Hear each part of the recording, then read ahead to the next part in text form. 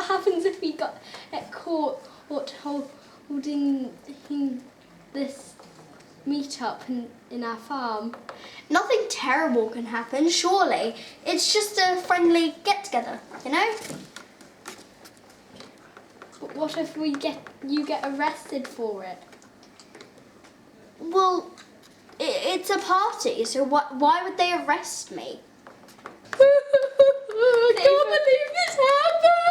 They've arrested Richard, and now our house is on fire.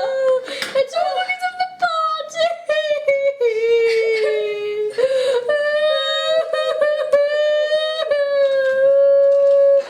The farmhouse, what are we gonna do? You know what? Don't worry. You can live with us. Thank you. So let's go. I can't believe we finally live in an amazing house after the tragedy. I know, dear, I know. It's so sad. Our life was in that house. I know. And all of our belongings before just burned away in the ashes. They were burnt to a crisp.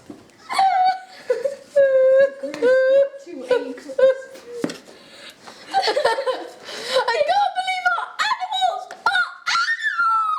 They burnt away our house again and took away our animals and everything from us. How are we gonna live? We've got nothing to live for!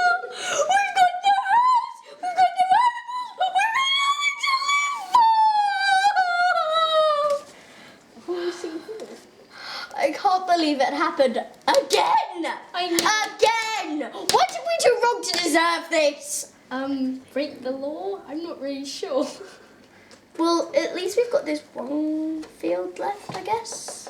I know. We can do something. We could sell the wheat in the field to get our money back and we could make a new house or something.